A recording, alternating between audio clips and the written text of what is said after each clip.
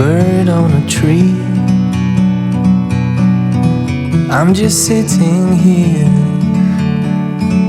I got time, it's clear to see from up here. Hi everyone, welcome back to my channel. Actually, welcome to our first ever travel vlog from this channel. We're actually going on Darjeeling, the queen of hills. On last 20th April, we started our trip to Darjeeling. We took Kolkata-Guwahati Express from Kolkata station. This train leaves Kolkata station at 8:25 p.m. We had our tickets in AC 3-tier coach, which costed us Rs 1246 each. This train also contains pantry car, so you can buy dinner from the train itself. But we brought our dinner from home.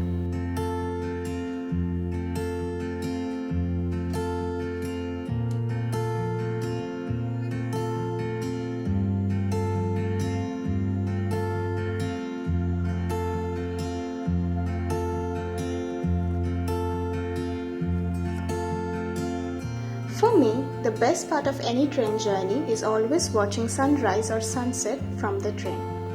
How mesmerizing this view looks from those big glass windows.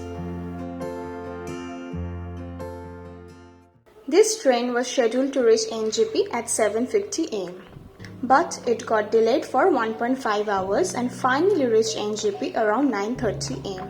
On reaching NJP station, if you want to freshen up before starting your journey towards the hill, you can do that too.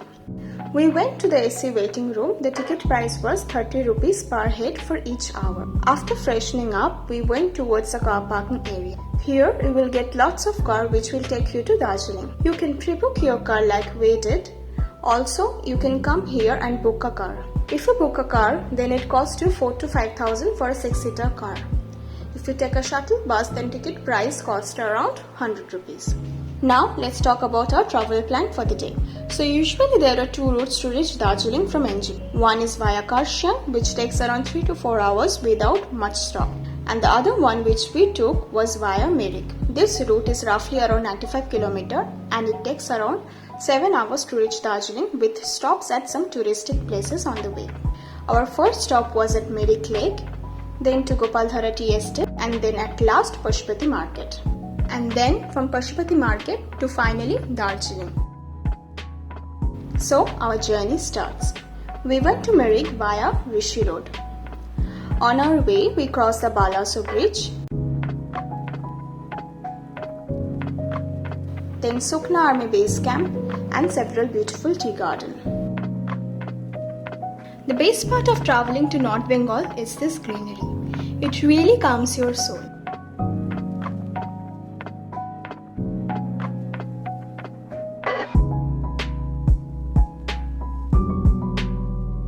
This was my first time going on any hill station. So when I first sighted hills, I got so much excited. Our first pit stop was at this roadside hotel for some brunch.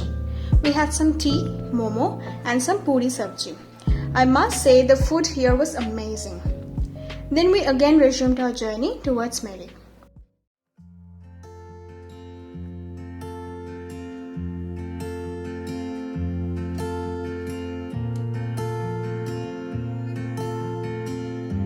On our way, we crossed Dudhiya Bridge, which is located above the Balaso River. And then finally the hilly road started.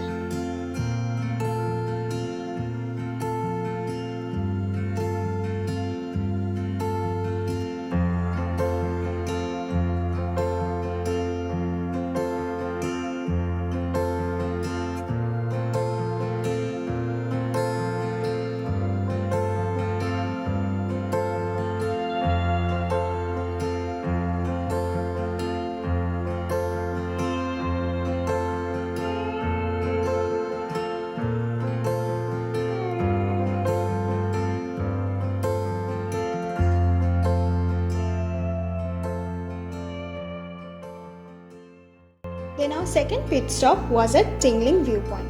Located 9 km away from Mirik Lake, this serves as an entry point to Mirik. Generally, tourists halts here to take some beautiful picture with this I Love Mirik sign and also to enjoy this mesmerizing lush green view of several tea gardens and winding hill roads. I would highly recommend you to stop here for some time on your way to Mirik.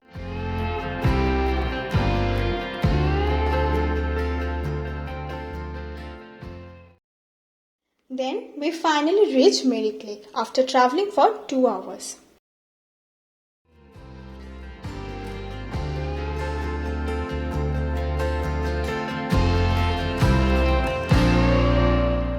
On reaching Mirik, we first had a glass of fresh juice, which was really refreshing.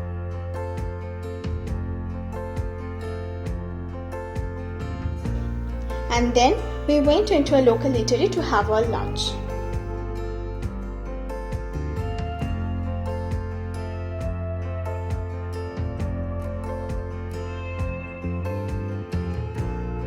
After finishing our lunch, we went to explore Mirik Lake.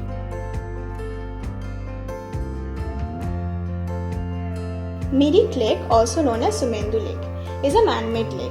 Surrounded by a beautiful garden on one side and a dense pine forest on the other, it is 1.25 km long. There is an 80-foot long arc-foot bridge across the lake called the Indrani Pul. The ticket fare to enter the lake is 20 rupees. You can definitely have some relaxation by sitting on these benches by the lake and enjoy this peaceful view. We couldn't explore much of this place because of time crunch, but I would recommend you to stay in Mirik for one day and explore all the nearby places. Our next stop was at Gopaldhara Tea Estate, which was located 10 km away from Mirik Lake and took around 35 minutes to reach the place. In 1881, this tea estate was developed in lush green paddy field owned by a person named Gopal, and Dhara in Nepali means small stream. This paddy field was interspread with a lot of small stream, and that is how the name became Gopaldhara. The current owner of this tea estate is Sona Tea Group. This tea estate area is almost 790 acres with the altitude of 5,500 to 7,000 feet. Nowadays, they don't allow tourists to enter the tea garden, so you have to take pictures from outside only. From Gopaldhara Tea Estate, we moved into our last sightseeing stop for the day, which was Pashupati Market.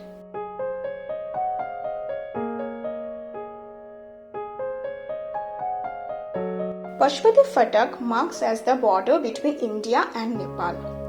Just as you cross the border on Nepal side, there is a market which is known as Pashupati Market.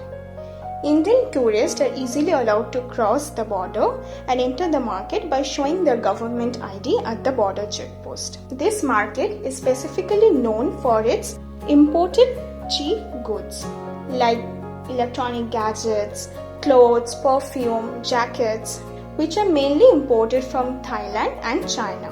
From the border, the main market is nearly 700 meters. You can either walk or avail a van service to reach the market.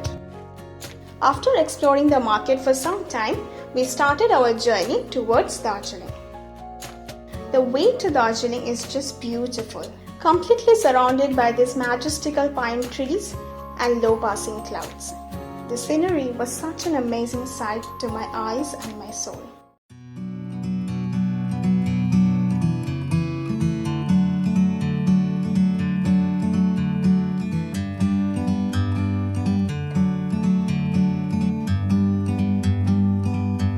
Like a bird on a tree,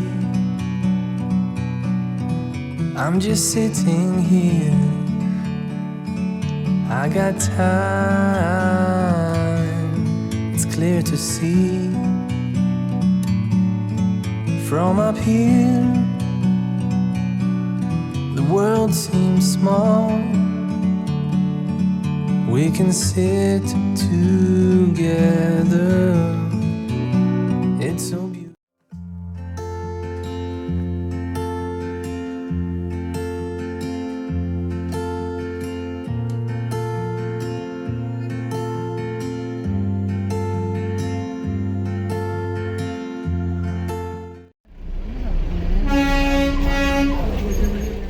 When we reached home, we also got to watch one of the major attractions of Darjeeling, that is the beautiful toy train.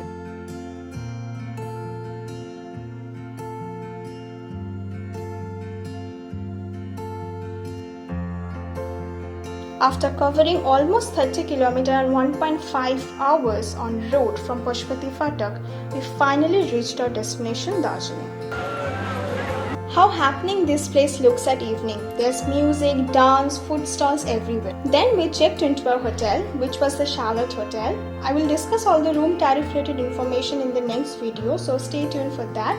Then we got freshened up and went to have dinner at Choloana Bangal. We couldn't explore much of Darjeeling on that day as it started raining in some time and there was a power cut. I will soon come up with part 2 of the beautiful Darjeeling series where I will be showing what we saw in Darjeeling in the next 1.5 days of our stay. So stay tuned for that vlog, and if you like watching this vlog, please don't forget to like, share and subscribe to my channel. Also, I have captured some amazing shots in this wonderful trip, so do check those out on my Instagram page. Links are in the description.